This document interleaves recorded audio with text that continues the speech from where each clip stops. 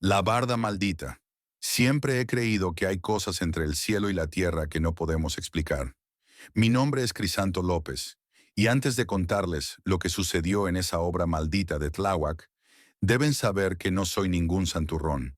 He visto de todo en mis 42 años, la mayoría de ellos levantando muros y colando losas. Mi vida no ha sido fácil. Estuve 3 años en Santa Marta, Acatitla, por una pelea que se salió de control. Desde entonces, llevo este escapulario de la Santa Muerte pegado al pecho. No es algo que presuma, pero ella me ayudó cuando nadie más lo hizo. Aquel lunes de febrero comenzamos la construcción de un edificio de departamentos en un terreno baldío de Tláhuac. El dueño, un tipo con cara de pocos amigos y bolsillos profundos, nos contrató para levantar 4 pisos en tiempo récord.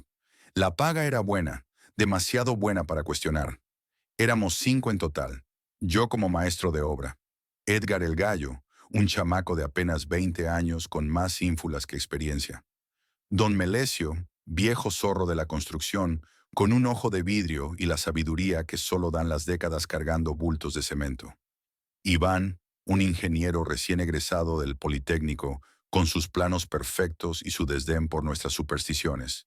Y Rocío, una mujer de unos 30 y tantos, que nos vendía tacos y quesadillas desde una pequeña lonchería móvil que instalaba junto a la reja. El terreno era grande, lleno de maleza y basura acumulada por años. Antes de comenzar a excavar, tuvimos que limpiarlo todo. El Gallo y yo trabajábamos en la parte trasera cuando mi pala golpeó algo duro. Chingao. ¿Y ahora qué? Me incliné para desenterrar lo que parecía ser una cruz de madera vieja, casi podrida por la humedad. Estaba enterrada junto a una pequeña figura de la Santa Muerte, ennegrecida por el tiempo y con restos de cera a su alrededor. Vaya, vaya, mire nada más lo que encontró, maestro, dijo el Gallo con su típica sonrisa burlona. ¿Le rezamos o qué? Respeta, cabrón, le respondí, sintiendo un escalofrío inexplicable. Esto no es juego. Don Melesio se acercó cojeando. Su ojo bueno se entrecerró al ver nuestro hallazgo. Hay que dejar eso donde estaba, murmuró, quitándose el sombrero. Cuando entierran santos así, con cruces, es porque están marcando algo, o guardando algo. El Gallo soltó una carcajada. No mame, don Mele. ¿Ahora resulta que hay tesoros enterrados? ¿O muertos? Respondió el viejo con una seriedad que nos heló la sangre. Iván se acercó con su casco blanco y su tabla de apuntes. ¿Qué pasa aquí? Tenemos que seguir con el cronograma. Le mostré la cruz y la figura. Él apenas les dedicó una mirada. Tírenlo a la basura y sigamos trabajando. Hay que terminar de nivelar hoy mismo. Vi a don Melesio santiguarse discretamente. Yo mismo toqué mi escapulario bajo la camisa. Pero como siempre, las órdenes son órdenes. El Gallo, en un arranque de valentía estúpida, tomó la cruz y la rompió contra su rodilla. Ya está. ¿Ven? No pasa nada.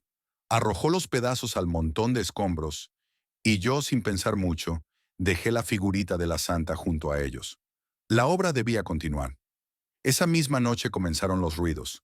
Habíamos dejado las herramientas cubiertas con lonas. El terreno tenía una pequeña caseta prefabricada donde guardábamos lo más valioso y donde, en ocasiones, don Melesio y yo nos quedábamos para vigilar. Esa noche era mi turno. A eso de las 3 de la mañana, me despertó un ruido de ladrillos cayendo. Me incorporé de un salto, pensando que podría ser algún ladrón intentando llevarse material. Tomé una varilla de metal y salí a investigar, pero no había nadie. Los montones de ladrillos estaban intactos, y la reja seguía con el candado puesto. Lo único extraño era la neblina, demasiado espesa para una noche de febrero en la ciudad. Pinches nervios, me dije a mí mismo, intentando calmarme. Pero al dar la vuelta para regresar a la caseta, lo vi. Un bulto oscuro, como una sombra agachada entre los ladrillos. ¿Quién anda ahí? Grité, aferrando la varilla con fuerza. La sombra se disolvió en la neblina.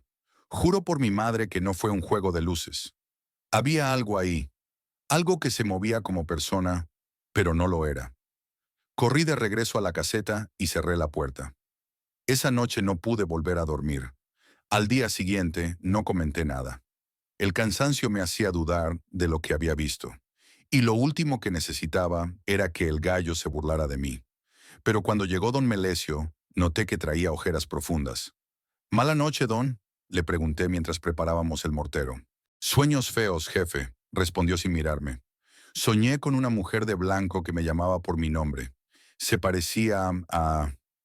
No terminó la frase, pero no hacía falta. Ambos sabíamos a quién se refería. Iván llegó con su puntualidad habitual, y comenzamos la jornada. El gallo apareció media hora tarde, con el rostro pálido y ojeroso. «¿Qué te pasó, güey? ¿Te chuparon la sangre o qué?», le pregunté en broma, aunque estaba genuinamente preocupado. «Nada, maestro. No más que anoche soñé que estaba aquí, en la obra, y había alguien llamándome desde el fondo del terreno». Un escalofrío me recorrió la espalda. «¿También tú?», el gallo me miró confundido. «¿Cómo que también?», don Melesio intervino. «Yo igual soñé algo parecido». Iván estaba revisando unos planos cerca de nosotros y no pudo evitar escuchar nuestra conversación. «Por favor, no empiecen con supersticiones», dijo con evidente fastidio. «Es simple sugestión colectiva por lo de ayer. Vamos a trabajar, que el tiempo es dinero». Ese día avanzamos en la cimentación. Rocío llegó con su carrito de comida alrededor del mediodía. Mientras nos servía los tacos de suadero, noté que miraba con frecuencia hacia el fondo del terreno, donde habíamos encontrado la cruz. «¿Sucede algo, Rocío?», le pregunté. Ella bajó la voz. «¿No la han visto?». «¿A quién?». «A la señora de blanco. Ayer cuando estaba recogiendo mis cosas, la vi parada justo ahí». El gallo soltó una risotada nerviosa. «Ya están todos locos. Primero el maestro, luego don Melesio, y ahora usted, doña». «¿Tú también la viste, Cris?», preguntó Rocío, ignorando a el gallo. No supe qué responder. Describir lo que había visto en la noche como una señora de blanco no era exacto, pero tampoco estaba lejos. «Vi algo», admití finalmente. «Pero pudo ser cualquier cosa». Iván se levantó bruscamente. «Basta ya. No voy a permitir que estas tonterías atrasen la obra.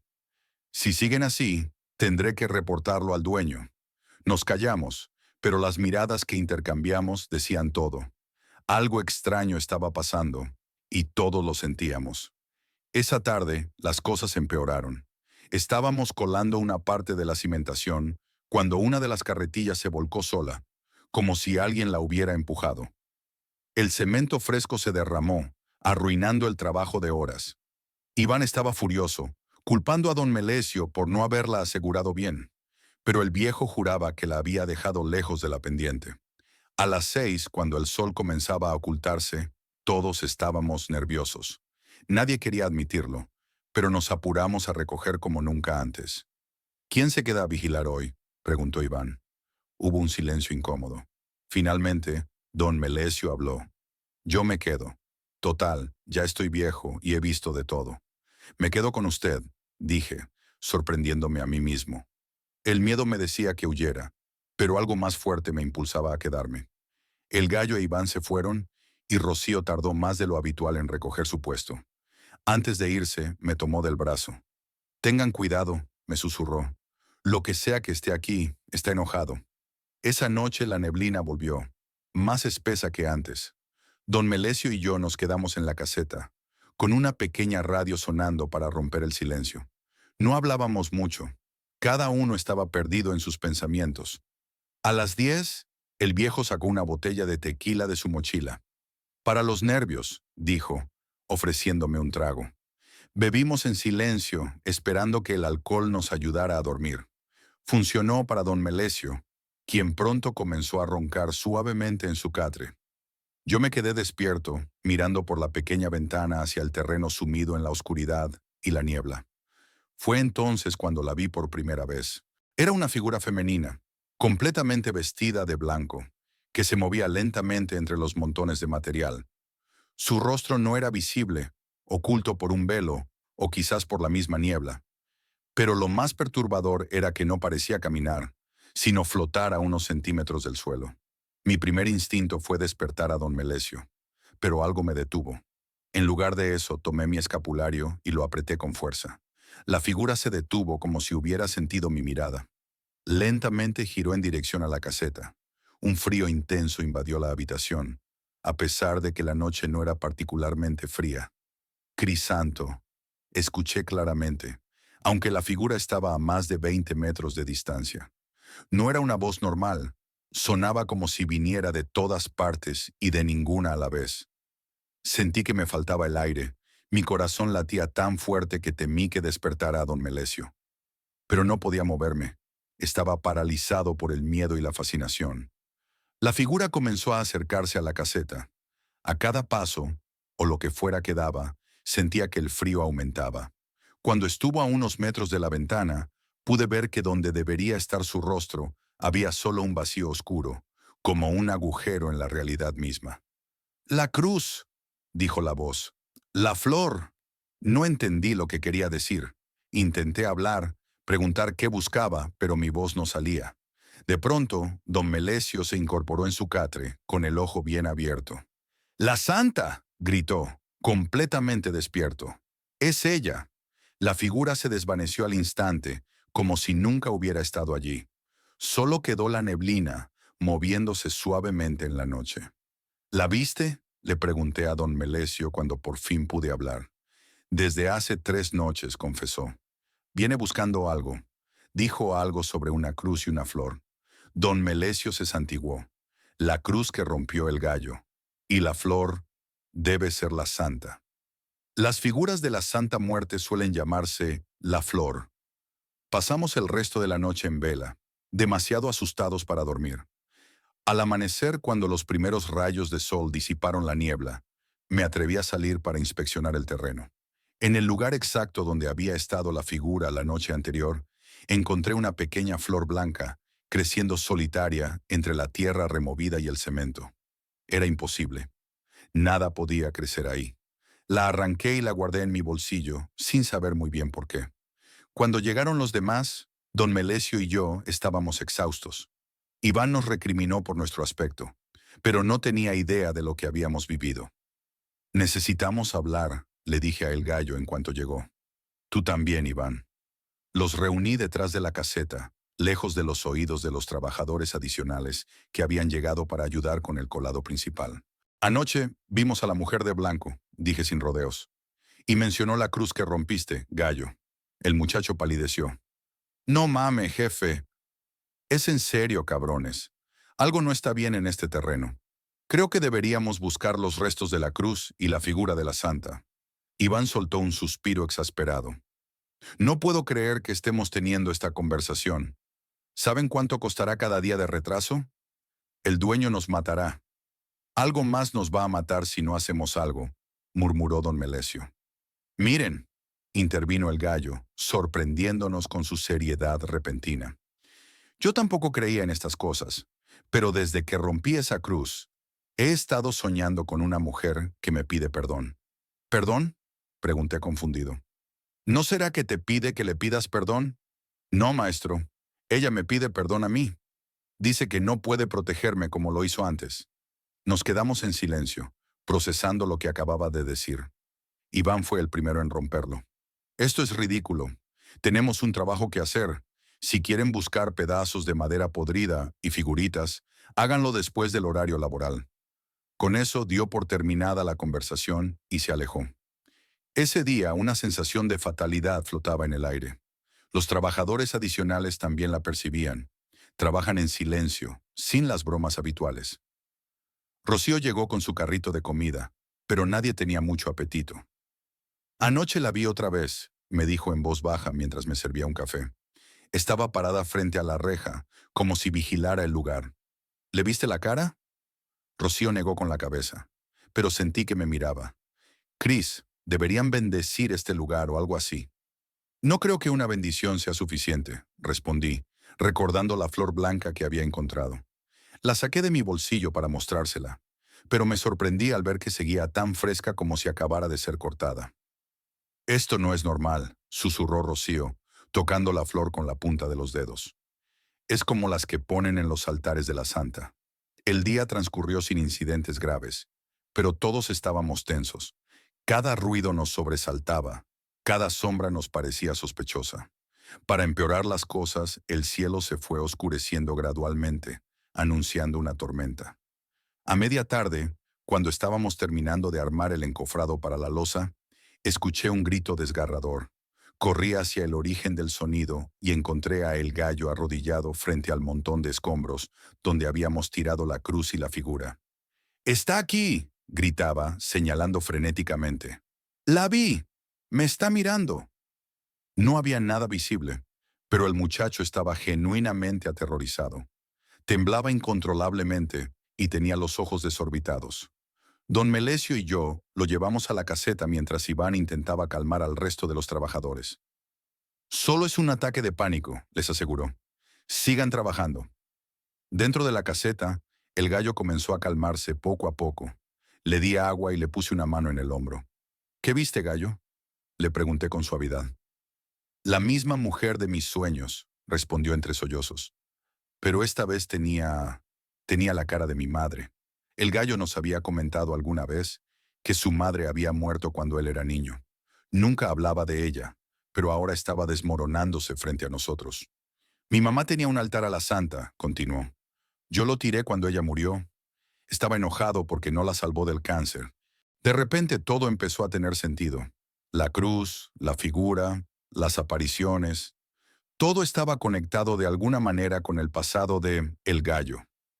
«Tienes que pedirle perdón», dijo don Melesio con firmeza. «A la santa y a tu madre». El gallo asintió entre lágrimas. «Lo sé. Lo haré esta noche». La tormenta estalló con furia al atardecer. Tuvimos que cubrir todo el material y asegurar las estructuras provisionales.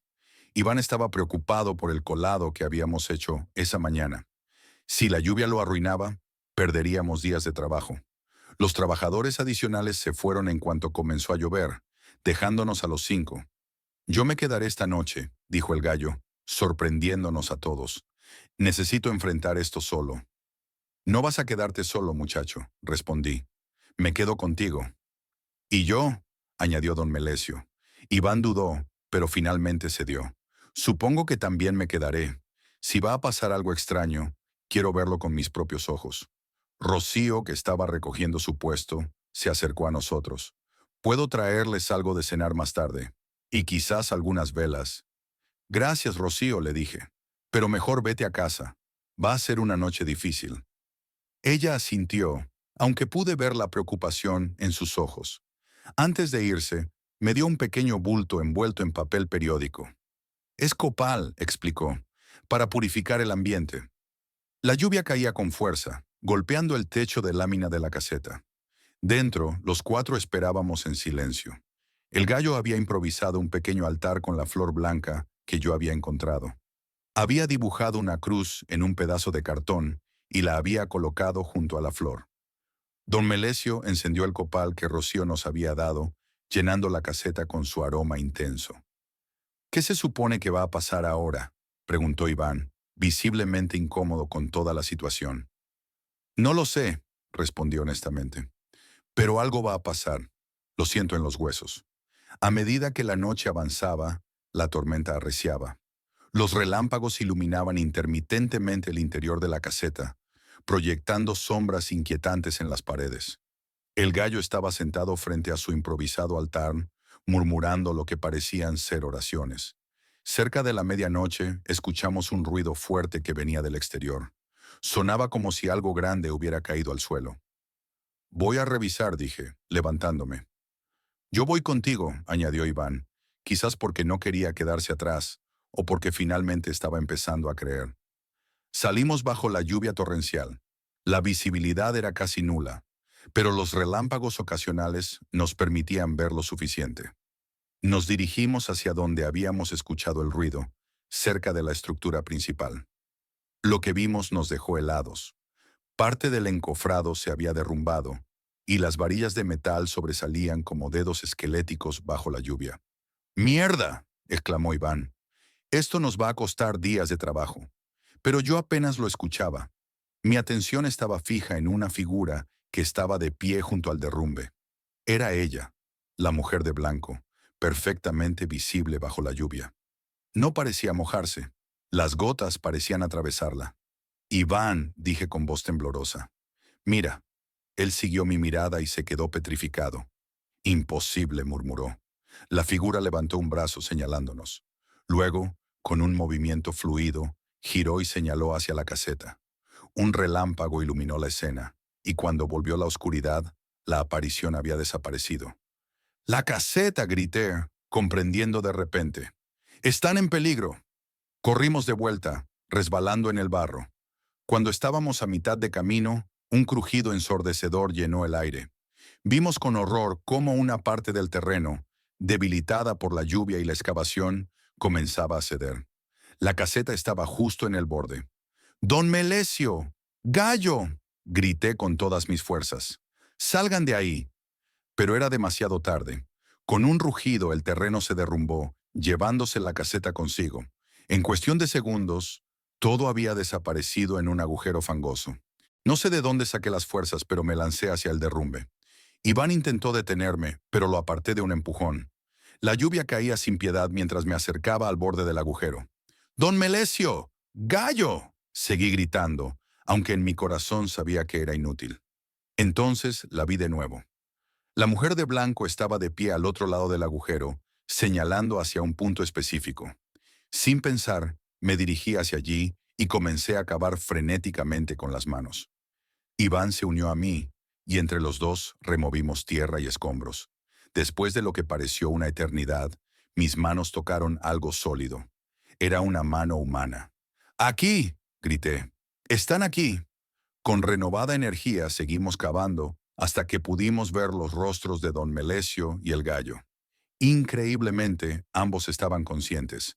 Cuando los sacamos, vimos que habían quedado atrapados en una especie de bolsillo entre los escombros, protegidos por un pedazo de la estructura de la caseta que había formado un refugio improvisado. «¿Cómo es posible?», preguntó Iván, sin poder creer lo que veía. El gallo, aunque cubierto de barro y con algunos cortes, sonreía. «Ella nos salvó», dijo simplemente. Don Melesio asintió, sosteniendo algo en su mano, los restos de la figura de la Santa Muerte, que de alguna manera había reaparecido. «Cuando empezó el derrumbe», explicó el viejo, «el gallo estaba orando frente al altar. Yo me acerqué a él y de repente la flor blanca comenzó a brillar. Entonces la vi parada justo entre nosotros. Extendió sus brazos, como protegiéndonos. Lo siguiente que supe es que estábamos bajo los escombros, pero vivos. «Lo siento», dijo el gallo, con lágrimas mezclándose con la lluvia en su rostro. «Debí respetar, debí entender». Miré a mi alrededor, buscando a la figura, pero había desaparecido nuevamente.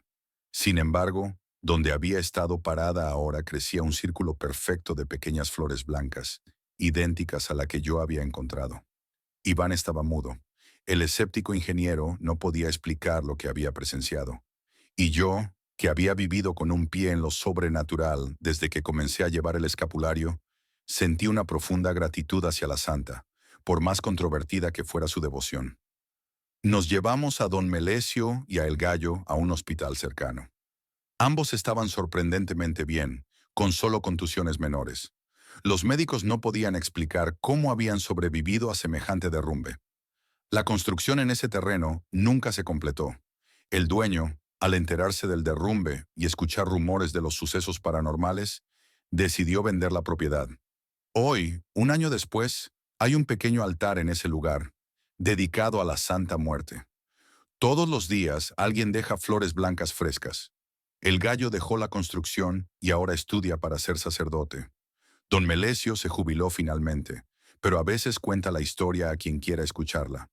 Iván cambió profundamente después de esa noche. Ya no desdeña las creencias de los trabajadores y hasta lleva una pequeña cruz en el cuello.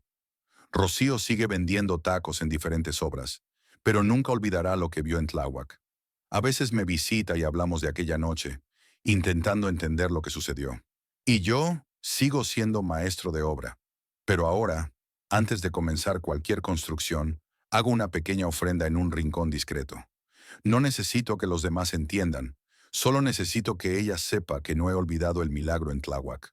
Cada vez que paso por Tláhuac, me detengo un momento frente a ese pequeño altar. Dejo una flor blanca, toco mi escapulario y sigo mi camino. Dicen que la santa es vengativa, que cobra caro sus favores. Pero yo sé algo diferente. Cobra caro la falta de respeto, pero premia la fe sincera. Y en un mundo de concreto y acero, A veces necesitamos creer en algo más allá de lo que podemos tocar con nuestras manos callosas. La barda que intentamos construir nunca se terminó, pero otra cosa se edificó en su lugar. Una historia que vivirá mientras haya bocas para contarla y oídos dispuestos a escucharla. La historia de la barda maldita y el milagro que ocurrió una noche de tormenta en Tláhuac. Y si algún día pasas por ahí y ves flores blancas sobre un pequeño altar, ya sabes por qué están ahí. Porque algunos milagros ocurren una sola vez, pero el agradecimiento dura toda la vida. La dama de la carretilla. Me llamo Fabián Zamora y lo que voy a contarles ocurrió hace 3 meses en una obra de construcción en las afueras de Guadalajara. Soy operador de revolvedora, un trabajo que he desempeñado por más de 15 años. En este oficio he visto muchas cosas extrañas, pero nada como lo que presencié en aquella construcción junto al cementerio abandonado de San Jerónimo. Recuerdo perfectamente el día que comenzó todo. Era un lunes de mayo cuando el ingeniero nos reunió para informarnos sobre el nuevo proyecto. Un complejo de departamentos de lujo construido sobre lo que antes había sido terreno del antiguo cementerio. Parte del camposanto había sido trasladado años atrás, pero según los rumores, muchos cuerpos quedaron olvidados bajo la tierra. Pura superstición de viejas, dijo el ingeniero mientras desplegaba los planos. Aquí hay dinero que hacer y punto. A mí no me importaban las historias.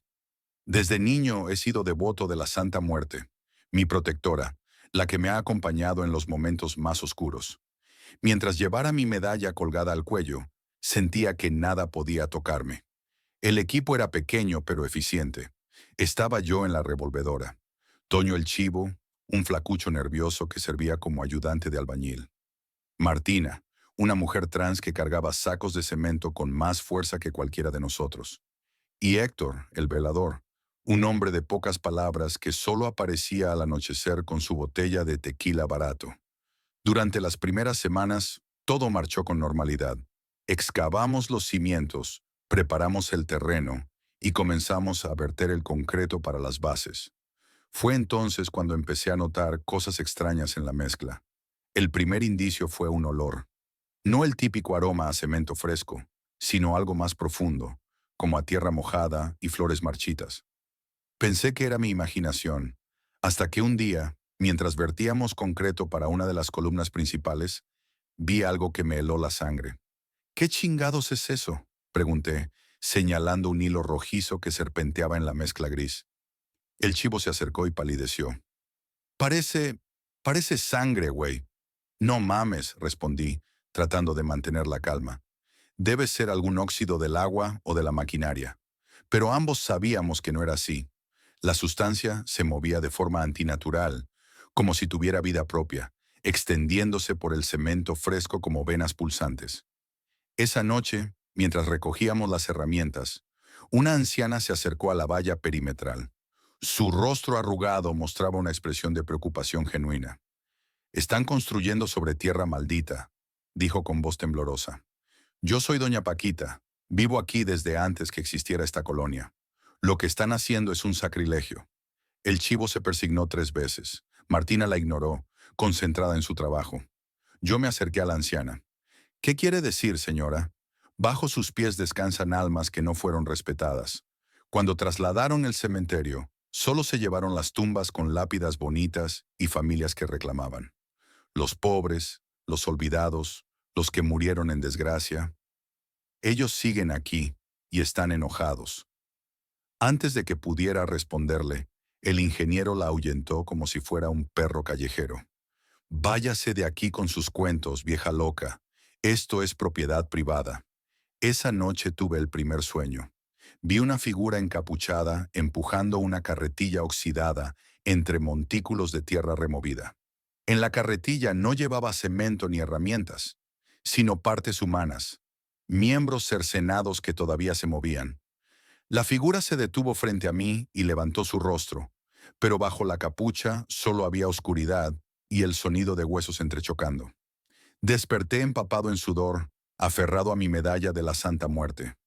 «Protégeme, Santísima», susurré en la oscuridad de mi cuarto. Al día siguiente, uno de los albañiles, Salvador, no se presentó a trabajar. Nadie pensó demasiado en ello. En este negocio la gente viene y va. Pero cuando llegamos a la obra, encontramos su casco junto a la revolvedora, salpicado con algo que parecía sangre seca. Seguro se emborrachó y se peleó en algún bar, dijo el ingeniero, quitando la importancia. Pongan ese casco en la bodega y que alguien ocupe su lugar. Fue Martina quien lo recogió. La vi observar las manchas con expresión grave antes de guardarlo. Esto no es normal, me dijo más tarde, cuando estábamos solos preparando una nueva mezcla. He visto sangre muchas veces en mi vida, Fabián. Demasiadas. Y te digo que esto es sangre humana. La miré sorprendido. No sabía mucho sobre su pasado, pero algo en su tono me hizo creerle. ¿Qué sugieres que hagamos? Nada, respondió, ajustándose el casco. Necesito este trabajo. Lo único que podemos hacer es cuidarnos las espaldas. Esa tarde, mientras vertíamos concreto para el segundo nivel, escuché un grito ahogado que parecía venir de la mezcla. Nadie más pareció notarlo, o quizás fingieron no hacerlo. Observé el cemento gris y viscoso, y por un instante creí ver un rostro formarse en la superficie, una boca abierta en un grito silencioso. Me persigné y besé mi medalla. Santa Muerte, protégenos, murmuré. ¿Qué tanto hablas solo, güey? El chivo se acercó, nervioso como siempre. Nada, pendejo, vuelve al trabajo. Pero el chivo estaba cada vez más alterado. Algo anda mal aquí, Fabián. Anoche, cuando salí tarde, vi algo, una sombra empujando una carretilla por el perímetro de la obra. Pensé que era Héctor haciendo su ronda, pero cuando lo llamé, no respondió. Y luego la sombra se detuvo y se giró hacia mí. Te lo juro por mi madre, no tenía cara, güey. Solo oscuridad bajo una capucha. Sentí un escalofrío recorrer mi espalda. Era exactamente lo que había soñado. No digas mamadas, chivo. Seguro era Héctor borracho, como siempre. Pero esa noche decidí quedarme un poco más tarde. Le dije al ingeniero que necesitaba revisar la revolvedora, que había escuchado un ruido extraño en el motor. Se fue sin hacer preguntas. Mientras el trabajo estuviera hecho, no le importaba. Me escondí detrás de unos sacos de cemento, con vista directa al patio principal de la obra. El sol se puso y la oscuridad envolvió la construcción a medio terminar. Las sombras se alargaron, convirtiendo las columnas de concreto en siluetas fantasmales. Héctor llegó puntual, con su botella en la mano y su linterna en la otra. Lo vi hacer su primera ronda tambaleándose ligeramente. Pasaron las horas. El silencio solo era interrumpido por el canto lejano de los grillos y el ocasional aullido de un perro. Estaba a punto de darme por vencido cuando lo escuché.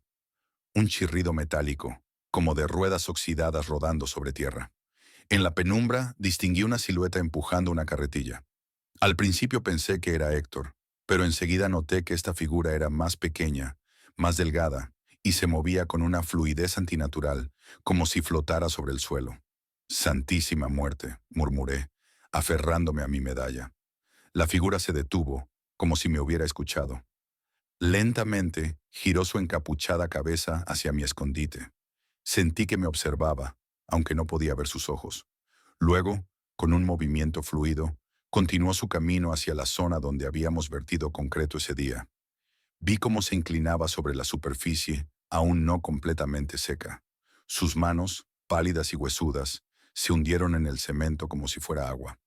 Comenzó a murmurar algo, una especie de oración o conjuro en un idioma que no reconocí. Y entonces el cemento empezó a moverse, a burbujear como si estuviera hirviendo.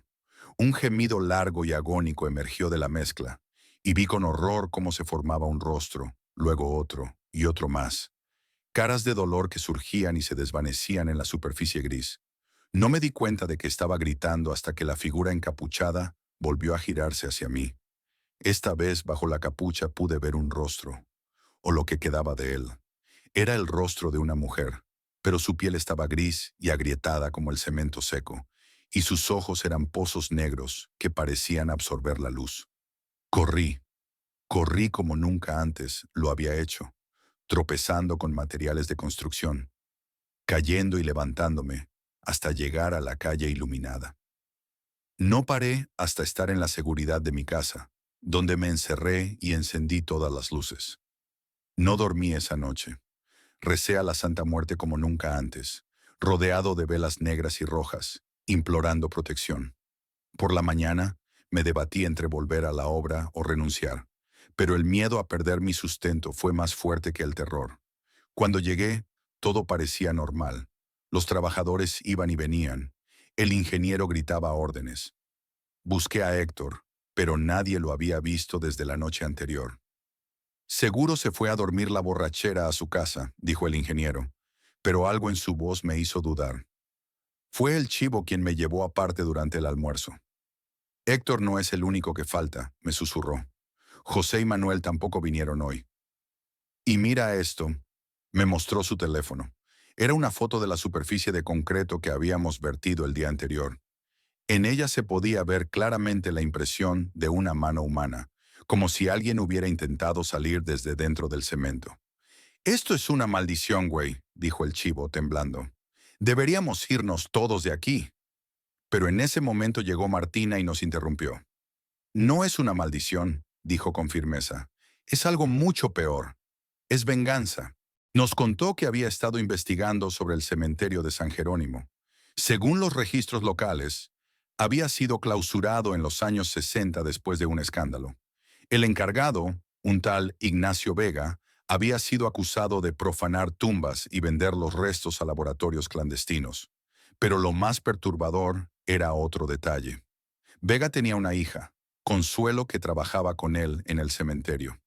Cuando estallaron las acusaciones, la joven, que sufría de una enfermedad mental, fue encontrada muerta en extrañas circunstancias. Algunos decían que se había suicidado, otros que su padre la había asesinado para que no hablara. La enterraron en una fosa común, sin ceremonia, sin respeto, explicó Martina. La trataron como a un animal. Y según las viejas del barrio, desde entonces se la ha visto empujando una carretilla por el cementerio, el mismo instrumento que usaba para ayudar a su padre en el terrible negocio. El chivo se persignó nerviosamente. ¿Y qué hacemos ahora? Yo sé lo que voy a hacer, respondí, tomando una decisión. Voy a hablar con ella esta noche. Ambos me miraron como si hubiera perdido la razón. ¿Te matará? Como a los demás, dijo el chivo. No si la Santa Muerte me protege, respondí, mostrándoles mi medalla. Ella es la señora de los muertos, la única que puede mediar entre nosotros y los que ya se fueron. Esa noche, preparé un pequeño altar en la obra, en el lugar donde había visto a la aparición. Coloqué velas negras, rojas y blancas, flores de cempasúchil, un poco de tabaco, tequila y pan. En el centro, una estatuilla de la Santa Muerte que siempre llevaba conmigo. Me senté a esperar, rezando en voz baja. El viento frío de la noche traía consigo lamentos lejanos, susurros que parecían nombres olvidados. A medianoche en punto, escuché el chirrido familiar de la carretilla. La figura encapuchada apareció entre las sombras, empujando su tétrico vehículo. Esta vez pude ver claramente lo que transportaba: fragmentos de huesos humanos mezclados con cemento fresco, como si estuviera preparando una macabra mezcla. Se detuvo al verme, y por un momento sentí que el tiempo se congelaba. «Sé quién eres», dije con voz firme, aunque el miedo me carcomía por dentro. «Eres Consuelo Vega, la hija del sepulturero». Un silbido furioso escapó de la capucha, y el viento se intensificó a nuestro alrededor. «No vengo a hacerte daño», continué, levantando mi medalla. «Vengo a ofrecerte paz. La Santa Muerte me protege, pero también puede guiarte al descanso eterno». La figura se acercó lentamente. Pude sentir un frío sobrenatural emanando de ella, un frío que penetraba hasta los huesos. «Fueron ustedes», dijo con una voz que sonaba como arena arrastrada por el viento. «Ustedes los que construyen sobre nosotros, los que nos olvidan, los que nos faltan al respeto». «No», respondí, tratando de mantener la calma. «No fuimos nosotros. Somos solo trabajadores, como tú lo fuiste. Pero puedo ayudarte a encontrar paz». La figura se detuvo frente a mí. Lentamente se bajó la capucha, revelando su rostro completo. Era el de una joven mujer, pero su piel estaba gris y agrietada como cemento viejo, y de las grietas manaba un líquido espeso y rojo. «Mi padre me mató», dijo con voz quebrada. Me ahogó en cemento cuando amenacé con denunciarlo. Me enterró bajo este mismo suelo, mezclada con su concreto, para que nadie me encontrara jamás. Sentí una profunda compasión por ella. Detrás de su aspecto terrorífico, solo había una víctima buscando justicia. ¿Qué necesitas para descansar en paz, Consuelo? Quiero que me encuentren. Quiero una sepultura digna. Y quiero que los responsables paguen. Te ayudaré, prometí. Pero debes dejar de llevarte a los inocentes. Los hombres que has tomado no tienen culpa de lo que te hicieron. La aparición me miró fijamente, y por un momento vi un destello de humanidad en sus ojos vacíos. Están en el cemento, dijo. Como yo, parte de la construcción para siempre. Un escalofrío recorrió mi espalda al comprender la magnitud del horror. Las venas rojas en el concreto, los gritos que había escuchado, eran personas, mis compañeros. Dime dónde encontrar tus restos, y te juro por la santa muerte que tendrás justicia. La figura extendió su mano huesuda y señaló hacia un punto específico del terreno, cerca de donde estábamos vertiendo los cimientos para la estructura principal. 3 metros bajo tierra, en un barril de metal lleno de cemento. Asentí solemnemente. Mañana mismo empezaremos a excavar, te lo prometo. La aparición me miró en silencio por lo que pareció una eternidad. Luego, con un movimiento sorprendentemente gentil, tocó mi medalla de la Santa Muerte. Ella sabe lo que es ser venerada y temida al mismo tiempo, dijo. Cuida de ti, Fabián Zamora. No todos tienen esa suerte. Y con esas palabras se desvaneció en el aire, dejando solo su carretilla oxidada como prueba de su existencia. A la mañana siguiente, convencí al ingeniero de que necesitábamos revisar el suelo en ese punto específico, inventando una historia sobre posibles cavernas subterráneas que podrían comprometer la estructura. Rezongando, autorizó la excavación. Martina y el chivo me ayudaron, entendiendo la gravedad de la situación. Después de horas de trabajo, nuestras palas golpearon algo metálico. Era un barril oxidado sellado con cemento. Lo que encontramos dentro confirmó la historia de Consuelo. Restos humanos mezclados con cemento endurecido, y entre ellos un collar con una pequeña cruz que, según los registros parroquiales que Martina había consultado, pertenecía a Consuelo Vega. Llamamos a la policía. La investigación que siguió destapó uno de los casos más macabros de la historia de Guadalajara. No solo encontraron los restos de Consuelo, sino de docenas de cuerpos más, todos víctimas del negocio clandestino de su padre. El escándalo fue tan grande que la constructora tuvo que detener el proyecto indefinidamente. En cuanto a mis compañeros desaparecidos, nunca encontraron sus cuerpos. Las pruebas forenses determinaron que efectivamente había restos humanos mezclados en algunas secciones del concreto que habíamos vertido, pero fue imposible extraerlos sin demoler toda la estructura. Se organizó un funeral digno para Consuelo Vega.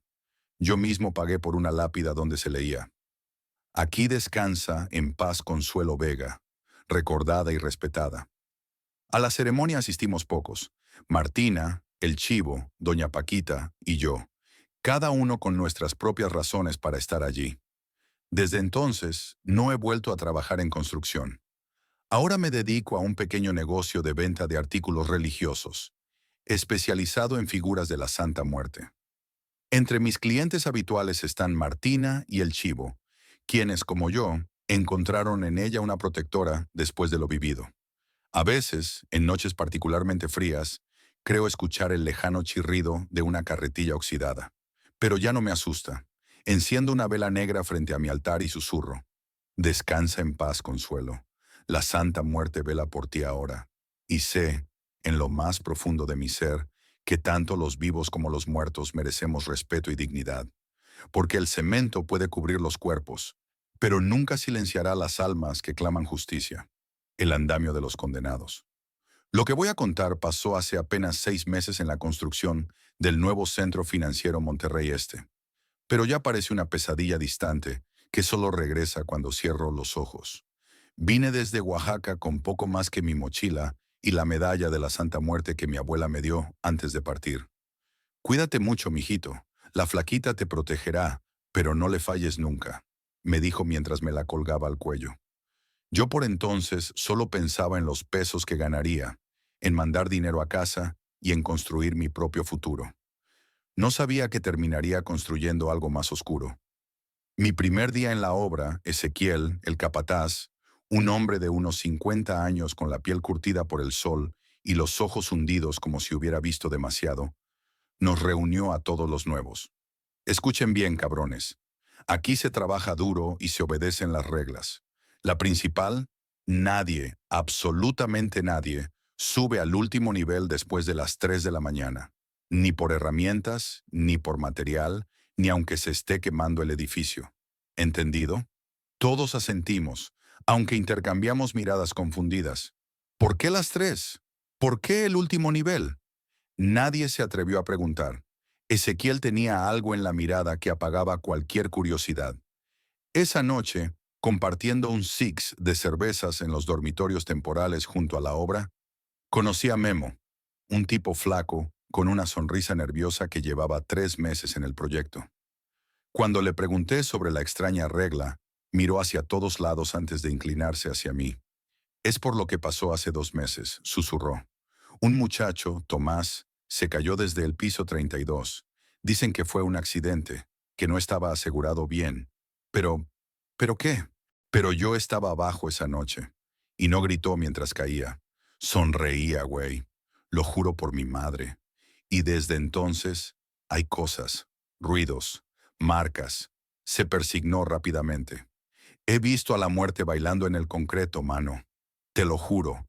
Me reí pensando que exageraba para asustar al nuevo. Pero entonces me mostró su celular. La foto era borrosa pero distinguible. Una marca de mano ensangrentada en un muro recién pintado del piso 32. La tomé hace una semana. Al día siguiente la pintura estaba intacta. Nadie me cree. Me encogí de hombros y cambié de tema. Nunca he sido supersticioso, a pesar de la medalla que llevaba. Para mí, la Santa Muerte era más una tradición, un símbolo de mi tierra, que un ser real al que temer. ¿Cuánto me equivocaba? Mi trabajo consistía en transportar materiales y ayudar a los albañiles más experimentados. La paga era buena y los días pasaban rápido. Pronto me acostumbré al ritmo de la obra, el constante ruido de maquinaria, las bromas pesadas entre compañeros, el cansancio satisfactorio al final de cada jornada. 3 semanas después de mi llegada, me asignaron al turno nocturno. Trabajábamos hasta las 2 de la mañana, terminando detalles en los pisos superiores. La ciudad se veía hermosa desde ahí arriba, un mar de luces parpadeantes que me hacía sentir como un dios observando su creación. Esa noche, Miguel, mi compañero de turno, se dio cuenta que había dejado sus herramientas en el piso 32. Eran las 2:50 de la madrugada. Voy rápido por ellas, dijo. Espera, le recordé. La regla de Ezequiel. Miguel se rió. Faltan 10 minutos, güey. No seas marica. Lo vi subir por la escalera metálica. Sentí un escalofrío repentino, a pesar del calor sofocante de la noche regiomontana. Pasaron 5 minutos. 10. 15. Miguel no bajaba. ¡Miguel!, grité hacia arriba. Solo el viento me respondió, silbando entre los andamios como un lamento. Miré mi reloj. 3:12 de la mañana. Maldije por lo bajo. ¿Subir o no subir? La advertencia de Ezequiel resonaba en mi cabeza, pero también me preocupaba Miguel. Finalmente tomé mi lámpara y comencé a ascender. El último nivel estaba sumido en una oscuridad que mi lámpara apenas lograba penetrar. El aire se sentía extrañamente frío, como si hubiera entrado a un refrigerador gigante. «Miguel», llamé, mi voz temblando ligeramente. Un ruido de herramientas cayendo me sobresaltó. Giré hacia la fuente del sonido y mi luz iluminó a Miguel. Estaba de pie, inmóvil, mirando hacia la oscuridad. «Mano, vámonos ya». «Son más de las 3», le dije acercándome. No respondió. Cuando lo alcancé y toqué su hombro, se giró lentamente. Su cara estaba pálida, sus ojos desorbitados. Lo vi, susurró. Lo vi a él, a Tomás. «Estás cansado, compa. Vámonos». «No entiendes». Apretó mi brazo con fuerza. Estaba colgado del andamio exterior, pero no se caía. Se deslizaba por la pared, como si la gravedad no existiera. Y cantaba algo, una oración. Un crujido metálico resonó desde el exterior. Ambos nos congelamos. Mi lámpara iluminó la ventana sin cristal que daba al andamio exterior. No había nada, solo la noche. Vámonos, repetí con más urgencia. Mientras nos dirigíamos a la escalera, mi luz captó algo en la pared recién pintada. Una marca de mano, fresca, goteando un líquido oscuro que no quise identificar. Miguel soltó un gemido y comenzamos a bajar a toda prisa. Esa noche no dormí. La imagen de la mano en la pared me perseguía cada vez que cerraba los ojos. Al día siguiente, un accidente sacudió la obra. Uno de los montacargas falló y 2 trabajadores resultaron heridos. No fue grave, pero necesitaron atención médica. Así conocí a Laura, paramédica del equipo de emergencias que atendía la construcción. Mientras curaba un corte en mi brazo, consecuencia de ayudar a liberar a los accidentados, noté algo en su muñeca. Un pequeño tatuaje de la Santa Muerte. ¿También eres devota?, pregunté señalando mi medalla. Ella sonrió, una sonrisa que iluminó momentáneamente la sombría tienda médica. Mi abuela me enseñó. En mi trabajo ves tanta muerte que aprendes a respetarla, no a temerla. Sentí una conexión inmediata con ella. Le pregunté si podíamos vernos después de su turno. Aceptó. Esa tarde, en un pequeño café fuera del sitio de construcción, le conté lo que había visto la noche anterior. Esperaba que se riera o me llamara supersticioso, pero en cambio se puso seria. Han aumentado los accidentes en esa obra, dijo. Demasiados para ser normal. Y siempre tienen algo en común. Ocurren después de que alguien rompe la regla de las 3. ¿Cómo lo sabes? Los paramédicos hablamos, comparamos notas. Y yo vi algo también, hace un mes. Me contó que había respondido a una llamada de emergencia. Un trabajador había caído desde el piso 28, pero milagrosamente había quedado enganchado en un cable a mitad de camino. Cuando ella y su equipo llegaron para realizar el rescate, el hombre estaba inconsciente, suspendido a 20 pisos de altura. Estaba imposible llegar a él sin equipo especial, pero mientras esperábamos, abrió los ojos, y no estaba mirándome a mí, sino detrás de mí. Su cara, nunca olvidaré ese terror. Entonces sentí un frío horrible y algo pasó a mi lado, como una sombra. El cable se rompió. Laura se detuvo, su mano temblando ligeramente alrededor de su taza. El hombre debería haber muerto, pero cayó sobre una plataforma que no estaba ahí segundos antes. Te lo juro, Samuel, la plataforma apareció de la nada, y cuando bajamos al herido, tenía marcas de dedos en el cuello, como si alguien lo hubiera sujetado con fuerza. Pero lo más extraño fue lo que dijo cuando despertó. Me dejó vivir. Dijo que no era mi hora. Un escalofrío recorrió mi espalda. Laura me miró directamente a los ojos. Creo que hay algo en esa construcción. Algo que está esperando. ¿Esperando qué? No lo sé. Pero ten cuidado, Samuel. Durante las siguientes semanas, los incidentes se multiplicaron. Herramientas que desaparecían y aparecían en lugares imposibles. Marcas de manos ensangrentadas que se formaban en paredes recién pintadas y desaparecían horas después. Voces que susurraban desde habitaciones vacías. Memo estaba cada vez más nervioso. Una mañana lo encontré rezando frente a un pequeño altar improvisado con la imagen de la Santa Muerte, escondido entre materiales de construcción.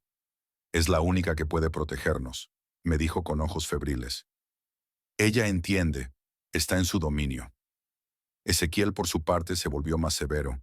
Vigilaba obsesivamente que nadie subiera al último nivel después de las 3. Una noche lo encontré bebiendo solo, con la mirada perdida hacia la estructura del edificio. Debía haber detenido a Tomás esa noche, murmuró cuando me acerqué, sin siquiera mirarme. Era mi responsabilidad. Lo mandé yo a buscar esos planos. Sabía que pasaban de las 3. No fue tu culpa, dije, aunque no sabía realmente qué había pasado. Siempre hay señales antes de que la muerte venga. Continuó como si no me hubiera escuchado. Mi padre, que también fue capataz, me lo enseñó. En esta obra las he visto todas. El búho que anidó en el piso 30, los perros que aúllan mirando hacia arriba cada noche, las sombras que se mueven solas. Se volvió hacia mí, sus ojos inyectados en sangre. Necesita un pago, muchacho. La muerte siempre cobra lo que se le debe. Me alejé de él, inquieto. Esa misma noche, mientras dormía, un grito desgarrador me despertó. Corrí hacia el origen del sonido, el dormitorio de Memo. Lo encontramos colgado del techo con un cable eléctrico. Su cuerpo se balanceaba suavemente, pero lo más perturbador era su rostro. Tenía los ojos abiertos y una expresión de absoluto terror. En la pared detrás de él, escrito con lo que parecía ser sangre: "Me está llamando desde arriba". La obra se paralizó por 2 días. La policía investigó y dictaminó suicidio. Nadie mencionó el mensaje en la pared, que misteriosamente había desaparecido cuando llegaron las autoridades. Pero todos sabíamos que algo estaba terriblemente mal. Fue entonces cuando Ezequiel convocó a un sacerdote. El padre Claudio no era lo que esperaba. En lugar del anciano solemne que imaginé, llegó un hombre de mediana edad, robusto, con una mirada penetrante que parecía evaluarnos a todos. No vestía sotana, sino ropa casual y una simple cruz colgando del cuello. No estoy aquí oficialmente, aclaró cuando Ezequiel nos reunió. La iglesia no aprueba estos procedimientos sin una investigación previa. Estoy aquí como amigo de Ezequiel. El plan era simple. El padre Claudio bendeciría cada piso del edificio, prestando especial atención al nivel 32. Lo acompañaríamos Ezequiel, Laura, quien insistió en estar presente por si ocurría algún accidente, y yo, que me ofrecí voluntario, pensando en mi medalla como una protección adicional. Samuel, me llamó el padre antes de empezar. ¿Puedo ver esa medalla? Le mostré mi santa muerte. Esperaba desaprobación, pero en cambio asintió pensativo. A veces la fe viene en formas que la iglesia no comprende del todo, dijo. Pero la fe sincera siempre tiene poder. Guárdala cerca hoy. Comenzamos el ascenso al atardecer. El padre bendecía cada piso con agua bendita y oraciones. Todo transcurrió sin incidentes hasta que llegamos al piso 30. Allí las luces de nuestras linternas comenzaron a parpadear.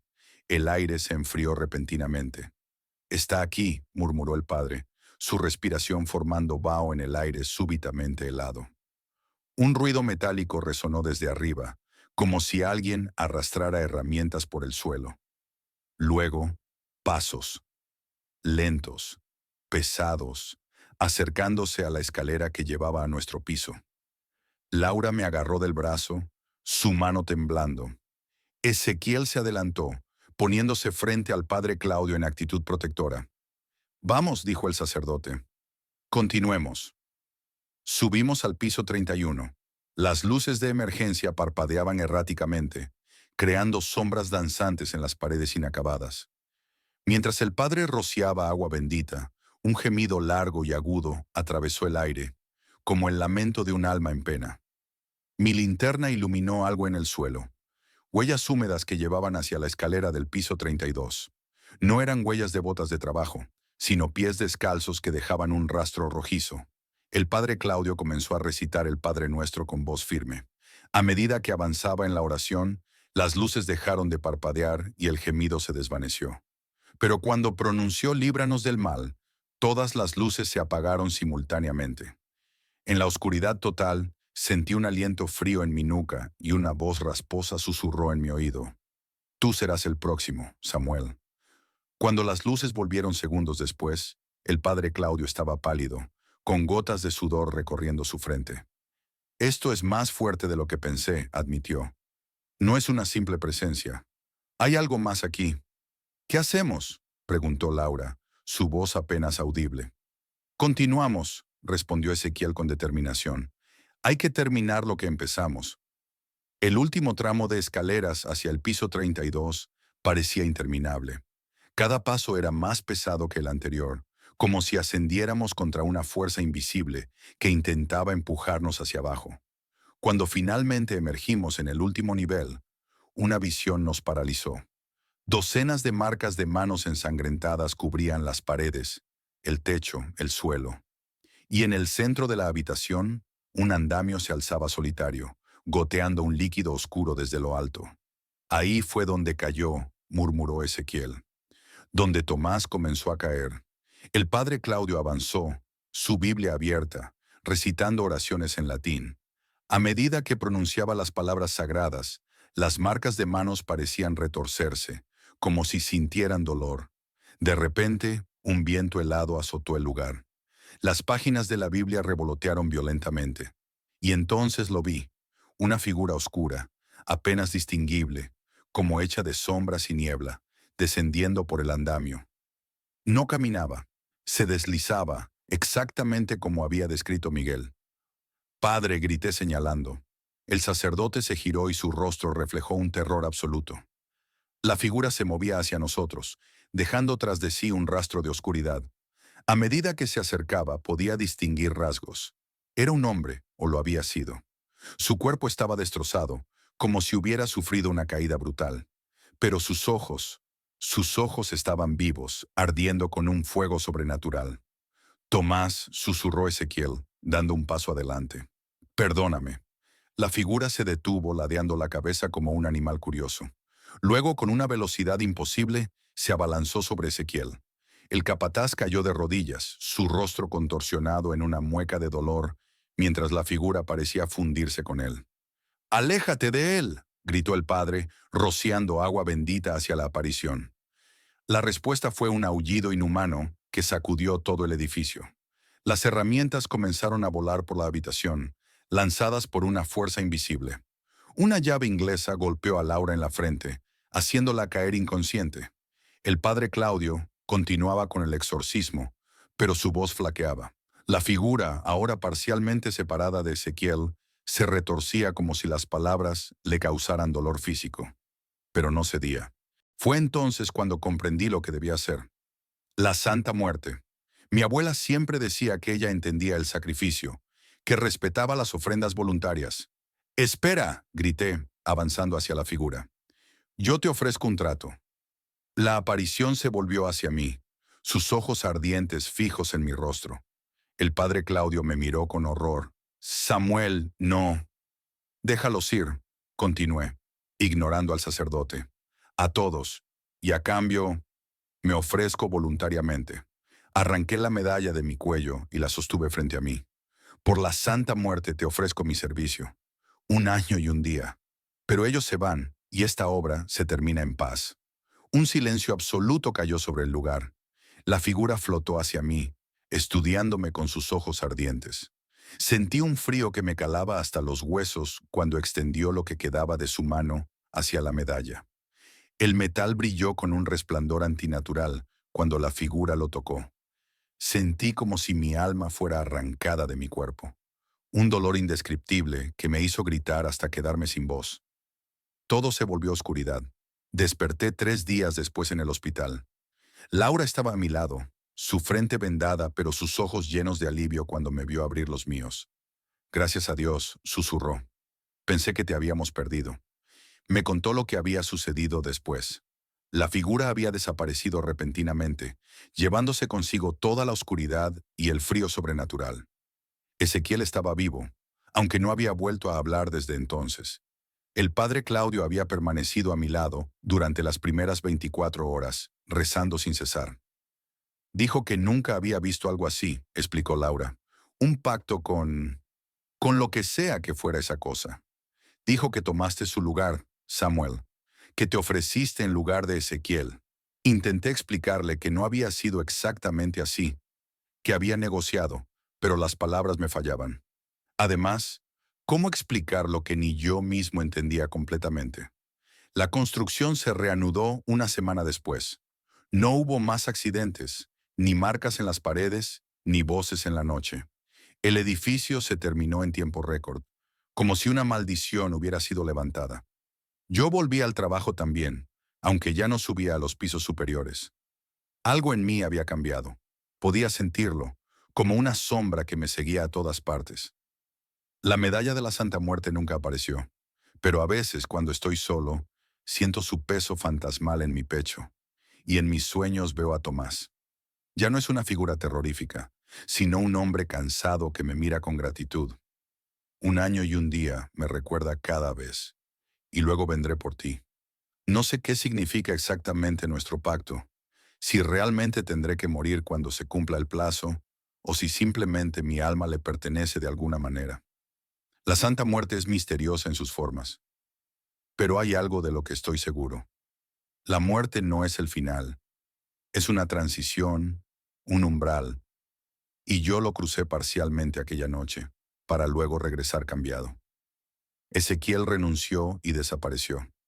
Laura y yo comenzamos una relación, aunque ella nota mi distancia, los momentos en que me quedo mirando al vacío.